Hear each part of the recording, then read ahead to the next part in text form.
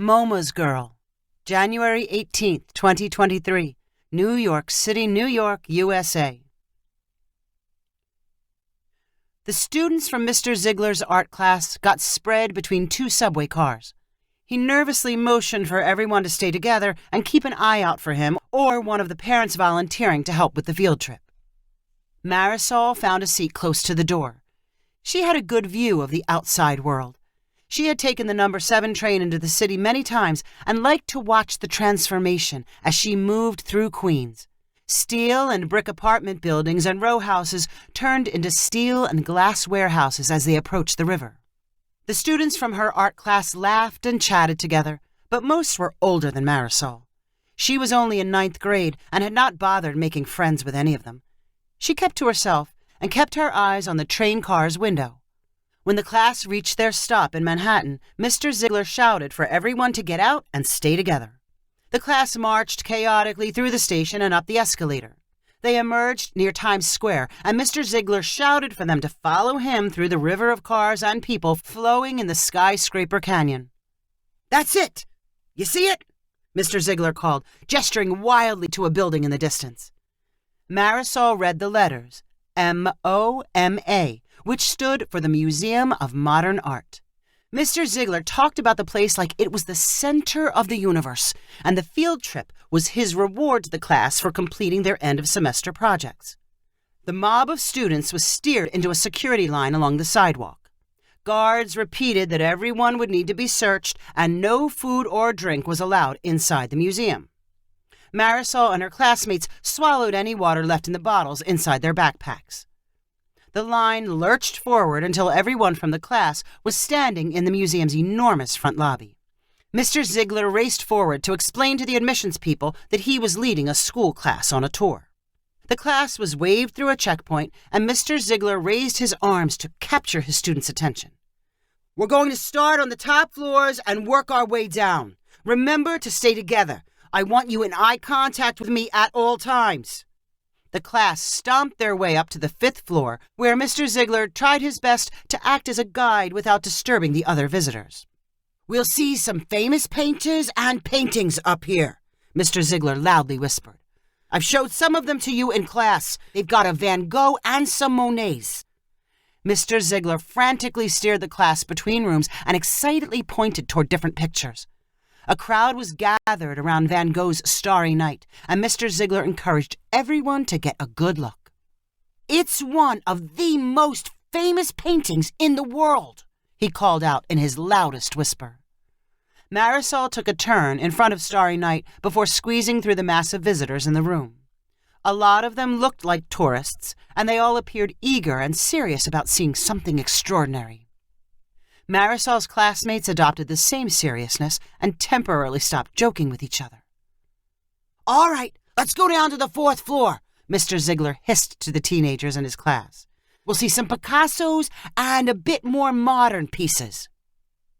Marisol followed the others through rooms mostly filled with paintings. The people in the images had exaggerated features with oversized eyes and mouths. Some of them may not have been people at all and were simply fragments from someone's imagination. The 3rd floor held even more imagination. There were paintings made with a single color. They looked like nothing more than lines on a wall or paint splashes. There were also collections of objects arranged to tell some kind of story. Marisol wondered what was so special about the chairs, tables, and lamps on display. The 1st and 2nd floors held more collections of everyday objects arranged in a special way. Marisol again wondered what was special about the laundry detergent boxes and paper cones on the floor. The serious faces disappeared from her classmates. They snickered and said things like, "I don't get it," and "I can make something like this from my trash." Many of them complained to Mr. Ziegler that their feet hurt and they were tired of walking. "Look around. Aren't you inspired by all the energy you see in the pieces?" Mr. Ziegler replied to his students. "No, I'm sick of looking at this stuff," was the typical response. "Anybody could throw it together." "It's not as easy as you think to make something provocative, something that inspires others," Mr. Ziegler answered his bored students. Out of his entire class, only one student listened to his pleas for attention. Marisol ignored her tired feet and let a strange lightness and curiosity carry her. The objects around her were familiar, but the setting was so much different than her everyday life. Like the rest of her classmates, when she looked at the displays, she thought to herself, I could make something like that. But unlike her classmates, Marisol did not see the projects as simple junk collections. She saw them as amazing. Marisol saw herself constructing something equally amazing. Unlike anyone else who had ever visited the museum, she decided she would do it right there in an empty spot between two existing installations. There was plenty of floor space between some rusty steel blocks and a flowing sculpture made from glass jars and soup cans. On the way home, while her classmates stared at their phones, Marisol closed her eyes and listened to the rhythmic clicking of the train. She needed a medium for her art project. What could she use that was plentiful and represented her world? She had no experience with metals or glass. She had dabbled in paint and wood, but those things were foreign to most of her life in Queens. She opened her eyes and looked down at the floor. An empty plastic water bottle laid there. She had not noticed it at first. It was invisible except for its ugly label. The label was not its fault. Underneath, it was clear and beautiful. Marisol grabbed the bottle on her way out of the train. On her walk home, she found 2 more. She spent the night peeling the labels and picking off the glue underneath. Patches of glue stubbornly stuck to the plastic, so the next day, Marisol used chemicals in her school's art studio to finally turn the bottles back to their original perfect state. Marisol held the bottles up to the light and admired how easily she could see through them and how they produced reflections on the wall when they were tilted. Marisol had saved up some money, and after school she retrieved it from a drawer in her room. She told her mom she had to go out to work on an art project. Something for school? Marisol's mom asked.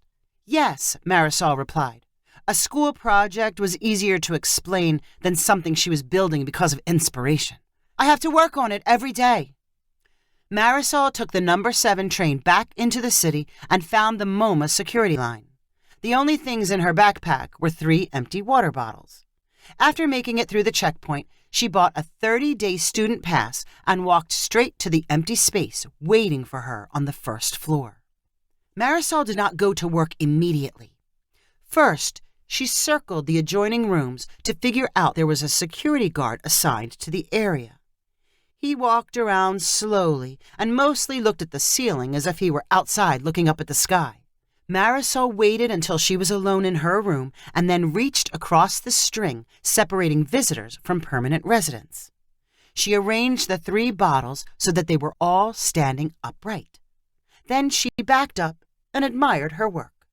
Would anyone else see it as art, or would they only see 3 plastic bottles left on the floor? On the way home, Marisol collected 4 more plastic bottles. She again peeled the labels and removed the glue. She remained sick to her stomach with worry about the first 3 bottles on display. The next day, she took the first train available after school and ran to the MoMA. She raced to her spot. The bottles were still standing. Marisol's heart pounded as she again found herself alone. She pulled out the 4 new bottles and added some chaos to the arrangement. She turned one bottle onto its side. "This looks like something," Marisol whispered to herself. She repeated the steps every day for a week. There were over 30 bottles in the collection when she overheard the reaction of a couple who walked through the room. "What's this supposed to be?" a young woman asked her friend. "Looks like a random accident. I don't think it's supposed to be there," the friend replied. "I think it's a real installation. It's thoughtful, not random." "I don't see a sign for it." Real art doesn't need a sign. Despite what the woman said about not needing a sign, Marisol quickly decided her project was crying out for a sign. She took a picture of the signs displayed for other projects and then set to work duplicating the format and font. She only had access to free software, so the match was only approximate. She listed her name and year of birth. As a name for the project, Marisol listed transparent. She thought it was a good way to describe the bottles themselves and how people might look at them together and not realize they were not an accident. The signs for other projects had blurbs describing them. Marisol used the following for her blurb. We can choose to see common things as beautiful or ugly. This growing display was rescued from around the city. Marisol used cardboard and glue from the art room to construct her physical sign. She snuck it through security and put it next to the bottles. When she stepped back and watched visitors' reactions, they smiled as they read the sign, pointed, and nodded. No one questioned whether the bottles belonged. The silent approval kept Marisol going. She was making something real. It provoked and created feelings. She returned each day to add to the collection. The first-floor security guards began to recognize her. She smiled at them, and they smiled back. She was a part of the museum. She belonged, just like her project. After a month, Marisol's display contained over 100 bottles. With each visit, she rearranged them. She only had a few seconds at a time. The result was thoughtful chaos, and each day it was different.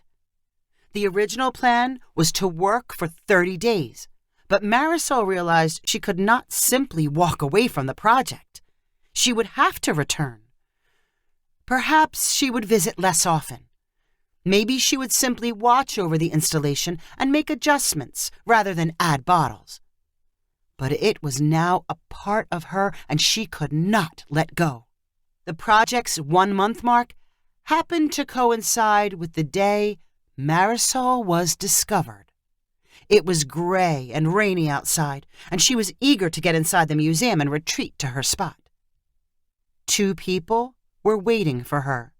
They stood directly in front of the water bottles and recognized her immediately. When they gestured toward her, Marisol wanted to run away. She froze instead. Both people wore name tags. A man named Jack also wore a bow tie and earrings. His beard was shaved into jagged triangles. Next to Jack stood Rita.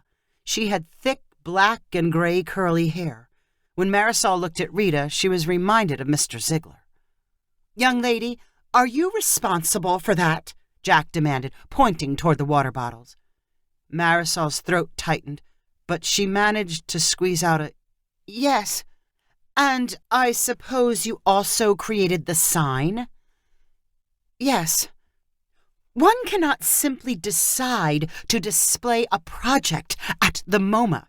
Do you know how many artists would kill to be on display here? They spend a lifetime working on it. Marisol did not reply. "How long have you been bringing in water bottles?" Jack asked angrily. "Every day for a month," Marisol replied quietly.